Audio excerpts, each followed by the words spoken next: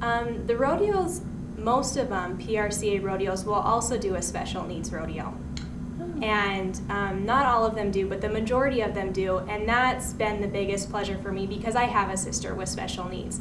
And she looks forward to those rodeos every year at the Dixie Roundup. And a couple years ago when I was the Dixie Roundup queen, the special needs rodeo was on a Saturday. And we ended up having 200 kids come because I had promoted and really worked for that, where other years they may have only had 30 or 40. And it's just amazing to see the smiles that come on kids' faces and getting to touch and feel things that they've never been able to do. And really they're interested about it. And you may not think that they are, but it just opens up a whole new world for them, and that's really special to me. Sister has special needs too, and so that holds a special place in your heart of why you like doing that. Was she any reason for why you started doing rodeos, or did that just come along with it? Not particularly, because because of her disability, all of my growing up years I spent in the hospital with her. She had over 30 surgeries. And so I was kind of the late bloomer. I never got to do the sports and get involved in school activities and stuff like that. And we moved to Pine Valley 9 years ago now. And when I got into high school was when my dad first found that application, and it had a scholarship actually for here. And that was just something that I looked into and I really enjoyed, and that was where I started sprouting. Now that she's more stable, I could kind of grow and sprout that way. Okay. So how does she feel with you doing rodeos?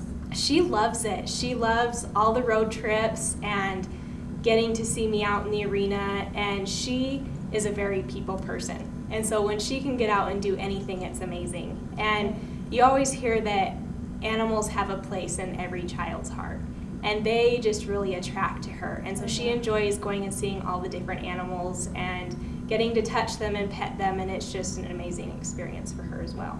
That's exciting. So you kind of told me about how you got involved in rodeo. You told me what you like most about it, how it's enjoyable. Is there something people don't know about rodeos, or the process you go to become a rodeo queen? I think just the biggest thing that rodeo is the only sport that's derived from an occupation. You know, rodeo used to be not necessarily rodeo itself, but taking care of animals and roping and branding, those all used to be an occupation. That was the Western way of life. And it just grew from there into cowboys competing with each other and ranches competing with each other to see who could get their chores done the fastest. And rodeo became a sport. And it's always been a family-orientated thing. You know, there's a team behind every contestant, whether they're competing in a rodeo event or whether they're competing for rodeo queen. Moms and dads both play a part, all the siblings play a part, and in every rodeo there's something for everybody, whether you're a contestant or just a fan. And so I think it's just that, you know, rodeo is still a family event and derived from an occupation, which was a family-run thing. You think people don't realize it's a family event? I think a lot of people, I mean, rodeo has a lot of fans. You know, our stands are always full. Right. But I think that people who maybe don't go as much don't think that there's something there for everybody. You know, when you think of bulls, you think of the men, you know, sitting there in the stands, and that's it. You know, they have kids' night. They have events that kids can do, like the chicken chase and mutton busting, which is where kids will ride on the back of lambs. Right. And there's always something for the kids to do, and there's, you know, a halftime event, just like in most sports. That's a real exciting show. Rodeo is a show. And so, you know, it's something that everybody can partake in. Right. I think maybe not well, maybe it's something I've learned, but I used to be an extremely shy person. I could never have a face-to-face conversation like we are. Right. I just couldn't do it. And it's really helped me maybe to realize that people aren't as scary as I used to think they were. But I can hold interviews, I can talk to people, I can walk into a crowd and hold myself.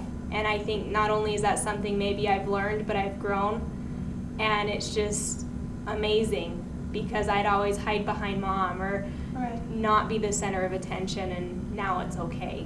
I don't even think twice about it. What's going through your mind during a rodeo? I mean, do you get all nervous like I do and really panic, or is it going smoothly and you really enjoy what you're doing? Probably a little of both. It's something that most of the rodeos are run the same, and it's just something that you get into the knack of doing. And for me, you know, we'll go to the rodeo committee or the producer or whoever's in charge of the rodeo and say, okay, tell me what to do. And so it's easier that way. I don't have to just go into the rodeo and kind of find, you know, where everything's at. Right. There's people who are usually there who say, I want you out in the audience, or I need you carrying flags, or I need you pushing cows out of the arena. And so it's a really organized event. So it's not something I have to make up by myself. Okay, right. So I think that takes a lot of the nerve-wracking away. Everything's there for me. You know, either I bring my own horse or somebody supplied it for me. So I never have to worry that I'm just going to be there by myself, not knowing what to do. Right. It's very organized and very on time. Like everything happens at a specific moment, and it's, like I said, a whole show. And so you just kind of flow with it. Okay, that's interesting to know. Now, who's been your biggest support behind you as you've gotten involved in rodeos? Who has been that number one fan, you know, right behind you the whole entire way? I don't know if I could narrow it down to one. You know, like I said, it's a team. You know, my mom is the one who travels with me. My mom's the one who, you know, is always in the crowd cheering me on. Right. But my dad is the one who stays home and takes care of the animals and holds down the fort that way. And he's very supportive. You know, he's always calling to make sure things are going okay and how did the pageant go and things that he can do from the home front, taking care of the kids.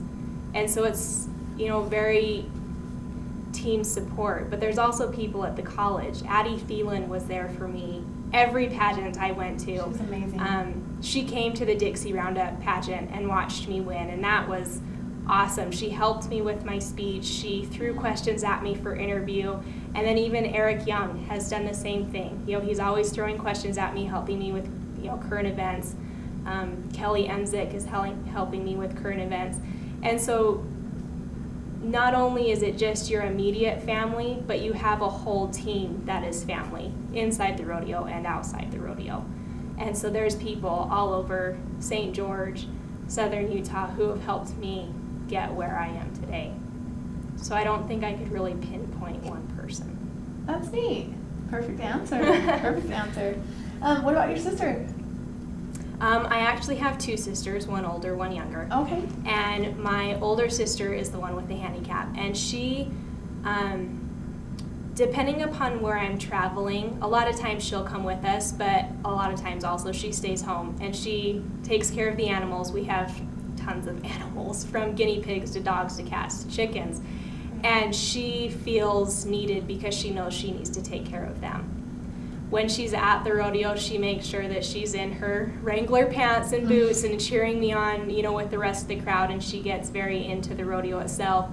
My little sister is more of the one who's right there next to my mom for every pageant, for every event, for every rodeo.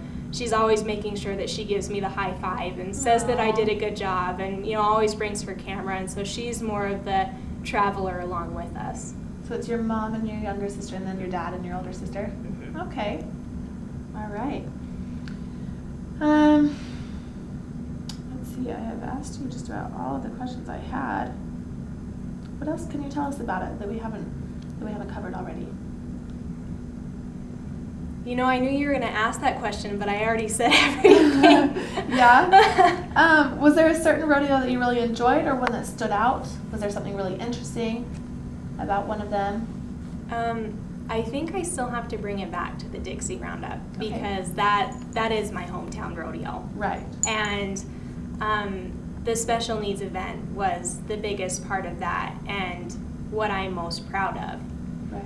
And it's also the largest rodeo that I've represented besides Oakley. This will be the next largest rodeo that I've represented. And since it hasn't happened yet, I can't tell you if I like it better, but the rodeo committee for the Dixie Roundup was amazing. Like, I didn't know them before I was the queen, and now I still am in contact with every single one of them. And so I think that's been the most memorable event.